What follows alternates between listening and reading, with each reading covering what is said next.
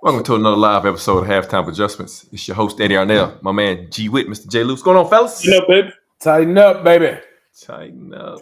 I would like to welcome everybody back down to earth today. Welcome back. Welcome back. Come on back. Sit down. They are who we thought they were. Still. Oh, man. Everybody's riding high the last week. I mean, rightfully so, right? We put in that. Yeah. Beat the Texans and, thought things were going to turn around. But instead, today the Titans were outplayed, outcoached, out in everything. 42-19. Man, from the start, I mean, golly, you get behind the sticks early, false starts, and then you have a negative play, and you go 3 plays, minus 12 yards, and punt. Right? So, Commanders come back. So, first 27 plays of the game. So now you've already have your 15 scripted. First 27 plays of the game, you're down 21 points. I mean, you just can't do that, man. But yeah, a lot of things to pick out of this game today. G Witt, man, give me just a couple, man, of some things that you noticed today, something that stuck out for you in this game. I know we'll dig into it a lot more, but basically you saw a team that was, I'm just gonna call it like it was. They really weren't prepared for this. I was just watching the defense, and the defense looked so confused out on the field. I was just like, I couldn't believe it. I was like, what happened? And then offensively, Dan Quinn, I give him his props. He came with blitz packages the whole first quarter that the Titans had the ball, knowing that Will Levis, that's what he struggles against, and that offensive line struggles against it. So that's the reason why you see the 2 false starts, one on Latham and one on MPF, because they're lining up, got people coming up ready to blitz, and they're trying to jump to get ahead of it and couldn't do anything. So there was a lot going on. And even when they did have good opportunities, there were a lot of drop passes. There were a lot of inaccurate throws. If there's a positive, I mean, Nick, NWI got 2 touchdown passes this time again. So, there just wasn't a lot to go on in this game, in all honesty. I thought we had a chance when we got the turnover, but we ended up only getting 3 points out of it. So once that happened, I knew we were pretty much done. J. Lou, man, what you got for us today, man? Your thoughts? I thought the defense basically got punked in the trenches today. And again, if you watched the show last week, I said this would be the downfall because it would be a replica of the game against Malik Willis, where this defense just struggles with containing running quarterbacks. Now, it got better near the end of the game, but really wasn't better. And when I say better, I think you just saw the quarterback for the Commander. His name escapes me right now. Daniels. I think you just saw him making rookie mistakes, as opposed to the Titans defense adjusting. I might be in the minority. I thought Will Levis, this probably was Will Levis's best game of the season. And I just go back and really watched it. I mean, it'd be interesting to see when, analytics and PFF and stuff run for the game. I'm curious how many drops they actually contribute to the offense, to his playmakers. But I thought overall, because again, this was a game where you got down by 4 touchdowns, 28-0. Mm-hmm. So that took you out of your game plan of being able to want to run the ball. So, I mean, right. Yeah, he threw the ball more times and was barely under 50%. I think 48%, 49%. But again, when you talk about some of the drops and all, you saw at this point in time, the Titans clinched their 3rd consecutive losing season today. So it's okay now to start looking towards the future. And I'll be honest, I think he's leaning more towards being the quarterback for 2025. Because, I mean, Ed, you've said it for, 3-4 weeks in a row now that you just want to see him stacked. And I thought he stacked another decent game. Now, again, he's going to have mistakes, etc. You saw there was one play, the 3rd quarter maybe, that you saw the growth in him where we were in the red zone. Yeah, it was in the red zone on the second field goal. Mm-hmm. He rolled out, nothing was there, and instead of he punted the ball into the dirt. I mean, he just shotgunned it into the dirt. So that's the growth that you talk about there. And I thought you saw him take another step being a leader as far as some frustration with his receivers and linemen today that was kind of getting the offense out of sync. But again, goes down to just the coaches did not. This team was still on their Thanksgiving break, and there's no other way around it. So, yeah, that's what I took away from today's game. Yeah, and that's what one of my main things for today was, we can say a lot this year that, the quarterback play caused us to lose the game. We can't really say that today. I can't really put that on him today. The drop passes, man. Calvin Ridley, I don't know. he left his hands in Nashville, I guess. Some wide open drops, and even on the one that when Will got frustrated because he stopped running. Yeah. He was open. So, yeah. I don't know, man. This is now. I know we've talked about Cali being out coached a lot, and let's start with the defense because I want to go there first because Nathan brings up a good point, man. Appreciate the comment about Jerome Baker not being a good linebacker. Today was the first game that I felt Denard Wilson got out coached completely, out schemed, out coached. You got to give credit to the Commanders. They had the scheme. They knew they had every answer for every blitz that we brought because they were running away from the blitz. Even into the blitz, the first touchdown run Robinson had, if you really saw it, Jeffrey Simmons and the interior crashed down to the right, the linebacker field the alley. To the left. And they ran there and they pulled that guard pull. Power to the right side, ran right into it and kind of chopped us up, man. And so I was really shocked at how bad the defense played today. And like I said, we hadn't said that this year. That's one of the things we have not said. Coverage was bad. I don't know, Jay Luke. I'm gonna let you go ahead on the defense, but like you said, they must have still been on Thanksgiving holiday. I think they were still on break. I mean, you saw the Commanders come out and go to their number one target like they're supposed to. I mean, I saw when you speak of coverage, I saw our DBs playing off more this game than we've ever played off. Yep. And again, I contribute that to you tried to stay too high safety. He was eating that up, and you have no answer for a mobile quarterback at the moment in your scheme at all. Right. And we've seen, this is the second game when you saw Malik Willis embarrass you being a mobile quarterback, and then you saw it this time. And if you think about it, we've said it the last couple of weeks, you let some of these quarterbacks who should not be mobile quarterbacks escape. I think of Sam Darnold. Sam Darnold was very mobile at all. So the defense, man, to Nathan's point about Baker, maybe that was the reason that Gibby was staying on the field. Because Baker is just he looks lost out there and he's slow. This is one of those. He looks confused. He looks confused. This is one of those head scratchers where, are you going? You at this point in time as a fan, that 4th round draft pick next year better be like a starter A1, a diamond in the rough, because you literally gave up Ernest Jones for Baker. And again, we all said coming into the season that linebacker was the area we struggled with. I don't know what you're worried about with the rookies at this point. At this time, I would like to see the rookies. And the reason I bring that up, you saw Murray go out the game and you brought in Gifford. Yeah. It's a team linebacker. I would have liked to see Cedric Gary or Williams, somebody else come in at that point. But you hate to see again. I didn't think our edges. If you go back and watch Harold a little bit and watch Arden Keith, there was no contain. We were in wide 9. If you look, we was wide sometimes, but they was just going straight up the field. So to your point that you brought up in the opening, Ed, this is the first game that I could say Denard was just out coached. He didn't make no adjustments and he just got beat. Yeah, and I'm gonna come to you, G. With this is the thing that I didn't understand, and I'm not gonna say I've never seen him do this because I have before.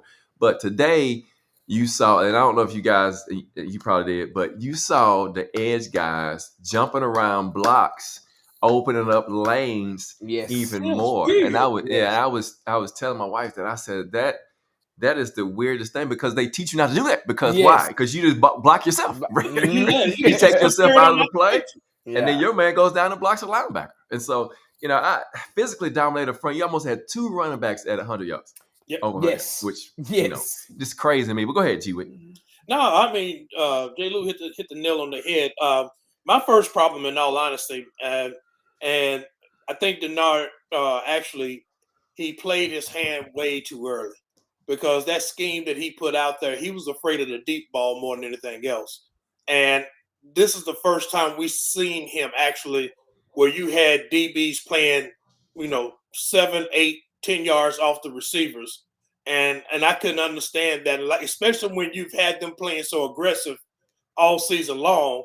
You come up against the Commanders and you play, it's like, okay, we're going to use this game to see if you guys can play zone. And they obviously couldn't. And you had the OC, he was doing a smart thing. They weren't even huddling. He was just caught because he had the headset and was had up to 15 seconds to call plays so you don't have any idea what's going on. And it's just like, okay, you just don't know what to do. Denard got out coached. No ifs, ands, or buts about that. I was disappointed. I was more disappointed, in all honesty.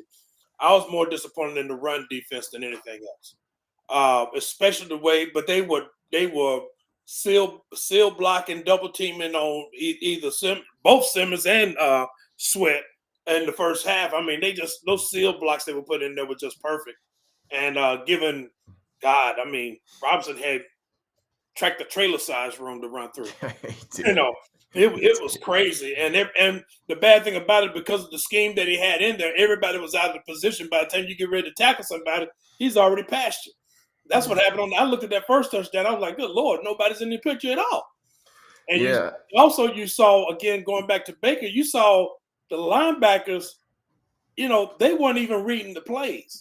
They weren't even reading the scheme. They were just like, I think he's going this way. This is where I'm going. And they're leaving a wide open gap on the backside.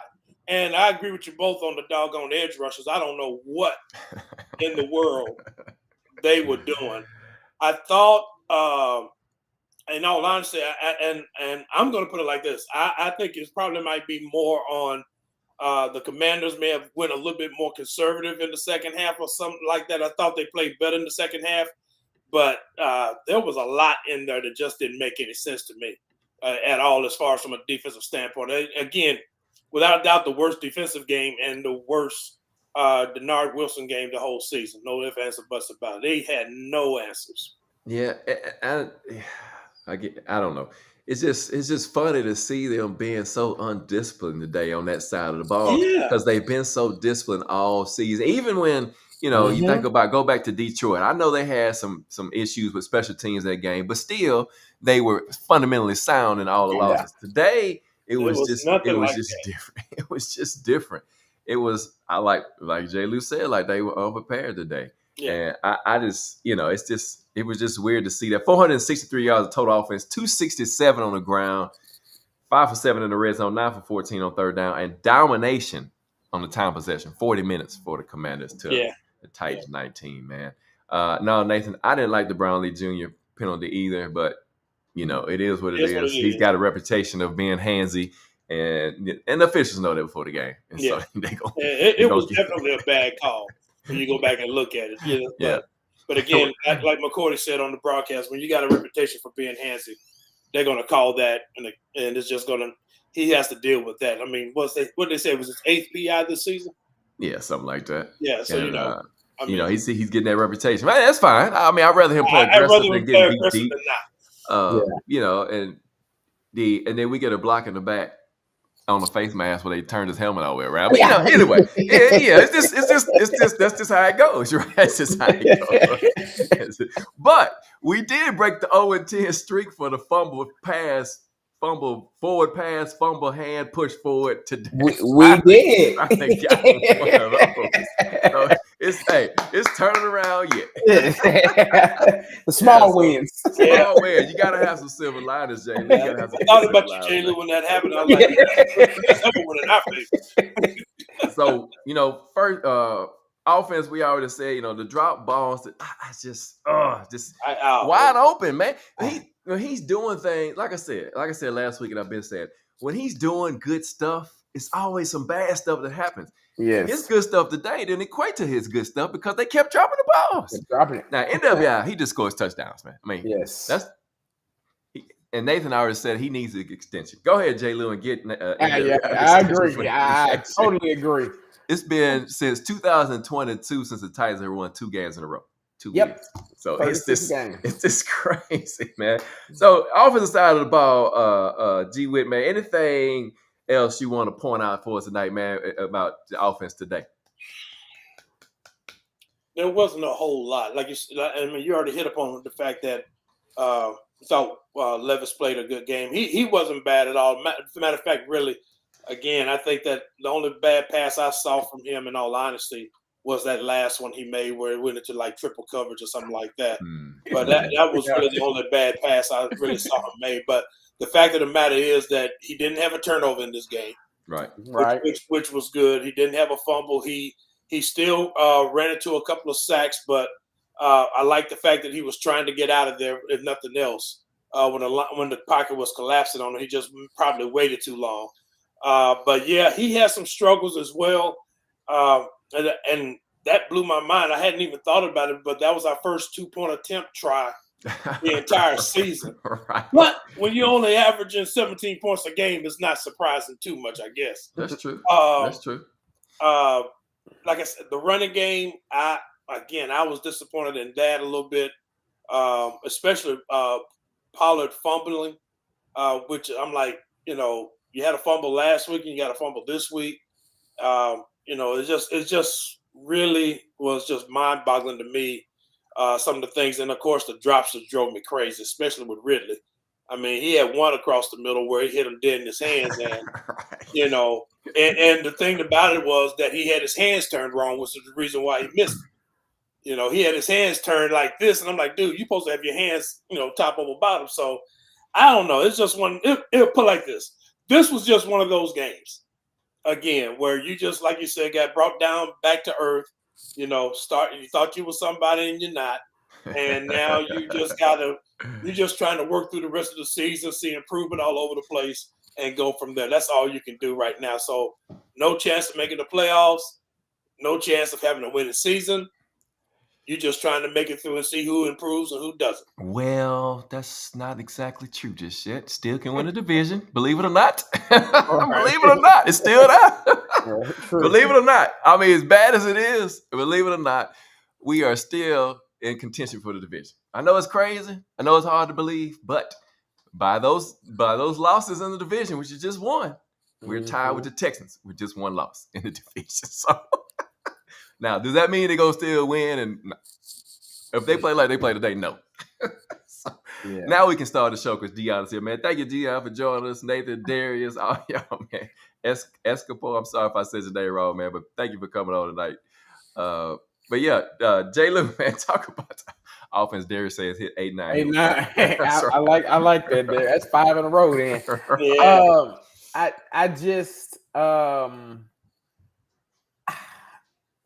I hate the fact. So I'm gonna use Cliff Kingsbury as a prime example because G. Whit brought it up earlier. I think you did too, Ed, about how he had that offense kept our defense off guard because they were no huddling, but huddling. Let me jump in real quick. Go ahead. I'm sorry to interrupt. I really am. But they talked about that this week. Yes. Listen to them talk. Yes. Big Jeff talked about that explicitly. So it's not like they didn't know that was going to happen. So and they're not prepared. And that's the thing Callahan said after the game too. We talked about that. We discussed that. We showed that all week long, and still couldn't do it. Go ahead, Jalen. But on the flip side, we talked about all offseason about speeding up this offense. I mean, there was twice that I can recall with my own eyes that I thought the defender for the Commandskins was offsides until they showed the replay. I was like, nope. They just know the snap count because we got to run the play clock down to 2-1 every single time. Yeah. I don't get it. Even when we were behind, we were behind the whole game. But even when we should have been in hurry up, I think about the last 2 minutes. Like our 2-minute offense is slow. Yeah. If that makes like just watching it, it's just slow. So I mean, the writing was on the wall when we saw offsides on JC to start the game. Arguably one of your better linemen. Oh my he has the gosh, offsides, and MPF has his. Pollard again. I think he's just reached that point. That you're not able to spell him enough. Right. And I think you're starting to probably see some of that wear and tear because he's doing too much probably. Yeah. Now I will say that I thought he did well catching out of the backfield. And he had one drop, but I thought he made up for it with a heck of a throw by Will over the middle that was 30 yards. And again, to your point, it hit for everything Will does good. You got the team that just brings it down because he made some throws to that touchdown rainbow to NWI. Oh, yeah, that was a good one. That was a heck of a pass. The pass across the middle of the Pollard, that was a heck of a pass in the window. But I do have one silver lining today, and I say this with caution because this is going to be the third year in a row, at least second year in a row maybe, that this particular player decides to show up after everybody had wrote him off and he wants to try to do something near the end of the season, and that's Mr. Chig. I thought Chig played another good game today. He's come on the last couple weeks. Yes, but sir. It's like, where were you at, Chig, week 1? Because we've been asking about you. And Ed, I'm going to put an APB out on your guy, Wiley. Where is the tight end, Wiley? You know, we knew that they didn't really use the tight ends a lot in Cincinnati, but we heard them talk differently about this set of tight ends they had here. And I was glad to see Chig get involved. He didn't really drop the ball. He was making catches, trying to make plays. But I think it's a little too late. But I'm glad to see him finally coming on and Will trying to find that as his security blanket. But I just think the like watching two separate offenses and two offensive coordinators today, our offense just moves in slow motion. Man, I mean, I just don't understand. You know, even so just think about it this way. So we come down and we cut it to 28-13, right? You fumble, you go 28-10, you had an opportunity after you get a pick to score another touchdown, and you get a bad snap, and you had to kick another field goal. It was like, you can't get out of your own way for doing things like that. Well, you know, and that was the thing about it too, because, you know, I'm watching the game and I'm seeing, you know, after that first series and I see what Washington's doing. I'm like, the answer to this, Callahan, is to go hurry up. You know, don't get into a huddle, call the plays, call them in, go hurry up and get the offense moving, because what you do with that, you slow the defense down because they get tired. Mm-hmm. You know, you keep coming back to back, they get tired, and then it opens up your playbook. But Callahan, I don't know if it's because he don't think Will can handle it or what, because again, like you said, J. Lou, the offense just creeps along. I mean, you know, he's struggling getting out of the huddle. And when he gets to the line, he's trying to make adjustments on protection and everything. And then always ends up going down to the last 1 seconds before the clock runs out. And I'm like, why is this offense moving so slow? I mean, it just creeps. It doesn't make sense, you know. And the funny thing about it, if you had Big Lisa, you were trying to do that, you couldn't get it done. I mean, come on. This just doesn't make any sense to me about. And I just don't see why Callahan doesn't make adjustments. You don't even have to go hurry up if you can just go quick tempo. Yeah. Just quick tempo. You know, so he hadn't done it yet. And so I'm just gonna stop expecting it to happen, because when you stop expecting it, what's gonna happen? Yeah. Because he hadn't done it all year. All year. And he's been talking about picking up the pace of the game. Mm-hmm. But we continue to see the offense drain the play clock down to 3-2-1. 3-2-1. Right. I mean, that's easy for a defender to know the snap count. Oh my God. I would love that. I would love that, man. I'm getting the jump every time. Because you're not gonna block me if I know your snap count, right? If I know you're gonna snap it at 1 second every time. 1 second every time? You beat every time. I just don't understand it. I guess I don't, like I said, I don't know. There's obviously something going on there between Callahan and Levis that's causing that to happen. I don't understand why it keeps happening like that. But the headset cuts off at 15 seconds. So I know. I don't know. Yes. You get 40 seconds. It cuts off at 15. So you got 25 seconds after that. to change the play. So here's the problem. They don't get out of the huddle to like 15, 12 seconds. So yes. that's the problem. And Yes. like you said, J. Lou, last week, and you might have said it too, G. With the sentence needs to be shortened down to 2 words for the play. Because he might be reading a whole paragraph, so he can't get it all out. The commentators made a point today that actually kind of brings it into view. They said Will Levis still doesn't know which plays he feels the most comfortable with. Yeah. I mean, and that's because he can't say them. Weird. Right? How long the season is gone? You still don't know what plays you feel comfortable with. Right. So, but yeah, Deion says he wants to see David Martin Robinson get some player time. I mean, if Wiley's not gonna do nothing, why not? I agree. Cedric Gray is another one. Why didn't he get in the game today when Murray went down? Those are some great questions to have. Because if at this point, like I said, even though the division is still open, and this tells how bad, and Nathan brought up that point, how bad the AFC South is. Even if they can win and keep winning, why not? You bring in Gifford, a special teams guy. He's strictly special teams guy for a reason. For a reason. You saw it today. Because his sideline to sideline, he has no speed.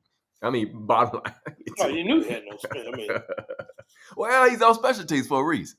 He can't. Lateral movement is not his forte. He's straight line runner. Straight line runner, which is what special teams is.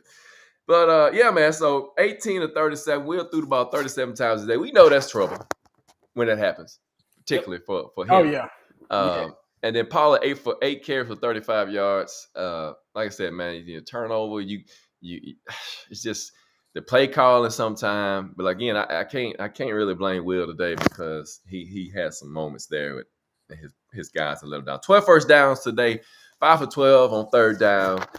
The Titans have 50 plays compared to 77 for the Commanders today, which, anytime you get that many plays on defense, you're going to be tired or worn out. Yes. And, again, physically dominated up front. And we saw again. Now, I'm going to point out some silver linings. Here we go on special teams. We finally got some gunners that can get downfield. Did y'all notice that today?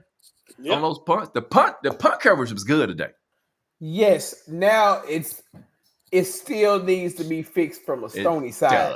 Because you're right. There was one time the Gunners were there, but he still outkicked them because he's not putting no hang time in it. But yeah, I would agree that we've got some Gunners. I still think Colt, at this point in time, you've got to quit running Jackson out there.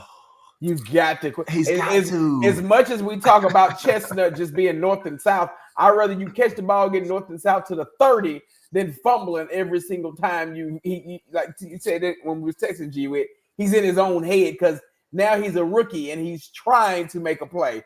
He's pressing. But yeah, I said the same thing that I thought from a gunner standpoint. We've got some speed there now at least. Yeah, the tackler was a lot better now. Jeremy McNichols returning the kickoffs. Yeah, right. Right. But you get you understand why they would like to put running backs back there in this new kickoff format. Yes. Because they're used to running with the ball between traffic, right? Between garbage. And so, G-Wit, anything for special teams from you today? Again, the punt coverage was good. I thought it was good. Stoney still out kicking the coverage, kicking it into the end zone and everything, but not enough hang time. I think it's telling that he got asked this question in his post game conference presser about Jackson going out there to return punts, and he just said flat out, he said we don't have anybody else that can do it. And of course, he was like, "Is that a condemnation on the roster?" He's like, "No, it's just the way it is." Running back punts is not easy. Where's Mason? He's got somebody. He got Mason. Mason's on. He wasn't called up. He's on the practice squad. But he's got somebody. Yeah, he's got Tyler Boyd. Yeah, he said Tyler Boyd would be back there just a fair catch. He's got Tajay Spears that has history in doing it as well, and I think he would be like at this point. It's coaching malpractice to continue to put Jackson out there. It's just coaching malpractice. I have something else about special teams that I brought up, and it ties into what Deion said about David Martin Robinson. Mm-hmm. And I texted y'all this earlier. Yeah, y'all know I'm a big Rand fan. I want Rand to be successful. I think there has to be some serious questions about who you kept on this 53 and how much you kept was dependent on next year's roster, if that makes sense. Like David Martin Robinson is a prime example. Yep. He was a preseason superstar, undrafted tight end that has the skill set that could be dominant in a position like he is in the league. You kept 5 tight ends and let go of some key special teamers, and we've seen that side of the ball struggle. Like I wonder how much of it was who can we hide for next year as opposed to this year? Because I mean, special teams has been you sacrifice punt coverage by going bigger because he was getting blocked every single game. Yep. Right. Now you might have figured that out a little bit. Now we can't really return. We really haven't been the greatest at the new kickoff, whether it be returned or against us. And again, you just have to look at it because I mean, in the NFL, I think I only counted. I see Roger McCreary out there and maybe one more starter that has been on special teams because you really don't pay the starters on special teams. Right. But I wonder how much of this roster construction we could see altered a little bit next year to kind of beef that side of the ball up. Because we Titans fans forever. We've been doing the show. We always knew who our core special teamers were. Always. And you just don't have that at all outside of the specialists this year. Yeah. So I think that's something that in the offseason will be interesting to see how they go forward with that aspect of it. Well, they kept DMR just to keep him on the roster, man, keep him away from everybody because he plays so well, even though they're not playing him this year. Which makes no sense. So, but again, and the bottom line is the other thing you got to look at too. I mean, Nick Folk is accurate on the field goals, but you're seeing the season wear on his leg as far as kickoffs are concerned. Oh yeah, it's just that, and with the coverage problems we have on kickoffs, him not being able to kick it through the end zone is a major issue. I mean, I think he only had one that was a kneel down in the end zone, or maybe 2. All the rest of them got brought out, and I was on pins and needles every time they came running out. I thought they did a good move when they put Tajay Spears and Chestnut back there after they definitely took Jackson out after that fumble and everything, which I can understand them doing that.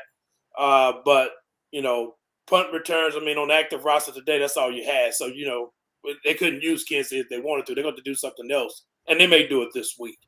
But I'm just saying he was saying he has nobody else, which he does technically. He just got to bring him up. So that's going to be the key. But again, that's a dicey issue too on a lot of things when you stop and think about it. Mm-hmm. It's not going to be an easy fix. So, and again, it may be to the point to where J. Lou, what you said, it's time to get a new special teams coach. Yeah, I mean that we've been preaching that since week 1. I've already accepted the fact that. What did you say earlier, Ed? I just don't expect it to happen. That's when it's gonna happen. I don't expect it to happen now, G-Wit, until the end of the season. But he definitely should be the Tuesday after what they have Black Monday for coaches fired. Yeah, we know one that should be on that list. Yeah, definitely. So, yeah. Overall, like I said, all 3 phases of the day, the Titans were out-coached, outplayed, out-physical. You hardly ever said that this year about out-physical of a team, which we saw today on both sides of the ball. As they go into this next week, and we look at the AFC South as a whole, of course, the Texans still at 8-5, the Colts 6-7, 3-10, 3-9 for the Titans, 2-10 for the Jaguars. But like I said, only one loss in the division. They got the Jaguars at home this week. And Nathan's already said they won't see sunshine after that hit. He was really concussed. And I don't know if he even comes back this year. That's what I was just going to say. He might be out the rest of the year. The problem is if you looked at the game stats and numbers, Mac Jones actually played well. Yes. And that, to me, that just sounds very bad for the Titans to get them next week. I would rather have seen sunshine than Mac Jones, but we'll see what happens and what Denard can dial up. But J. Lou, man, what do you see, man? The Titans playing the Jaguars at home next week. What is it gonna take, man? What is it gonna take to get it south? Like, honestly, we're a better team than the Jaguars. I'm just gonna be honest. I think talent-wise, we're a better team. The issue, there's no other issue besides can the head coach and coaching staff get this team up to play. Now, again, you might have a little bit more juice because it's a divisional game. Where today's wasn't, and today's was on a holiday weekend, and you traveled, etc. Not making excuses because you still got to be ready to play. But they look like it. But yes, they look like it. But I mean, theoretically, you just got to get up to play. There's if you take what do you say, Minnesota second half from that game forward, if you bring that team out all 4 quarters next week, I don't even think the Jags game is close, even with Mac Jones, because I just feel like you're a better team than them from a talent standpoint. It'll all come down to coaching. And again, we're seeing Callahan have his moments where it's just, and not only just him, but his staff around him as well, where they're all just not preparing this team. I mean, they're coming out flat. Too many times this season, this team has come out flat. Mm-hmm. We know that today, I mean, the turnovers, you can't get. Literally, you started the game off as a 1st and 15, and that was the end of that drive. That literally was the end of that drive. It was over right then and there. So still can't overcome adversity, but you've got to find a way to muster it up in a divisional game against the Jags. And again, as Ed you pointed out, you still got a slim hope because you control everybody. You play everybody ahead of you, and crazy when you look at the Texans schedules. They got some tough games coming up because they play their first place schedule. So I believe they still got Baltimore. I think they got Kansas City still. So they've got an opportunity. You just got to take care of business. But I'm interested to see how this team comes out next week and plays. Because again, I think if they're up and they come out, it's not even a contest, regardless of who's at quarterback. Mm-hmm. But I don't foresee them doing that yet, if that makes sense. Because I'm curious when and this is where you're going to really see leadership in that team. Because again, this is a young team. Mm-hmm. We don't have all the veteran leaders that we've used to having since that 08, that 18-19 team. Right. I'm curious to see how many people have already booked Cancun now that you know you got to lose the season. I mean, let's just be real. Now that you know that you got a losing season. How many will you see just start to go through the motions? Putting film on tape. I mean, as Aaron Key says. So Deion says, right, if Deion says if they're not using Jackson on offense, off of special teams, why not bring up Kansas? That's a great point. Great point. And he said, also, in all fairness, the Texans didn't prepare for Mac Jones, so we at least got some film on. That's true, too. Good point. Thank you. Appreciate that, man. What about you, G. Witt? Oh, pretty much the same, you know. But here, my thought process is they got whooped so badly this week. I'm expecting a better performance next week. I just got to give them, and I attribute that more like, especially on the defensive side of the ball with Big Jeff. I just think he's going to want to put a better performance out there. I think definitely Denard Wilson's scheme was part of the problem, especially in that first quarter. I thought his scheme was, bottom line, horrendous, the way he had it set up and everything. But I think with Jacksonville, defensively, you'll see a better performance. My concern really is going to be offensively because, you know, quietness is kept. Jacksonville's defense is not that bad. You know, they've lost some games, but they're really not that bad. So it's going to be interesting to see how Callahan handles that defense because that defense has some good games this year. But I definitely expect a better performance out of our defense going against Jacksonville. And Sunshine being out, you know, history always shows that we don't play well against backup quarterbacks, but we'll see. But I just expect a better defensive performance. My question is Roger, what's the deal on McCreary? Has he got a concussion or what? It was shoulder. It was a shoulder. Okay. I never thought it was his head, even though they said it, because by the looks of the tackle, I thought he was favoring his arm. And then when they didn't put him in concussion protocol, I was like, okay, it was his shoulder. Yeah. Mm-hmm. Yeah, so he got a shoulder. Is he coming back? Because that was a huge loss on the defensive side of the ball as well, because he's strong in run support and making tackles. I would expect Cheeto to play this week. Me too. We talked about it. Yeah, he's definitely probably back this week. And so Yeah, Rodgers is a big loss, but if we can get him back, and you probably see Brownlee Jr. in the slot because 35, I can't even think of his name right now. He is not the slot answer. I know they were down to like the 5th, 6th, and 7th string guys to play. Worley. Yeah, Worley. Yeah. And so, he struggled in the slot. But yeah, to your point though, Trayvon Walker and Josh Hines Allen, excuse me, they're going to feast on NPF, right? And they're going to look at JC. That's where the game's going to be won next week is on those tackle spots. But I agree with you, Jay Lou. I think we have more talent. I think we can get to Mac Jones, of course.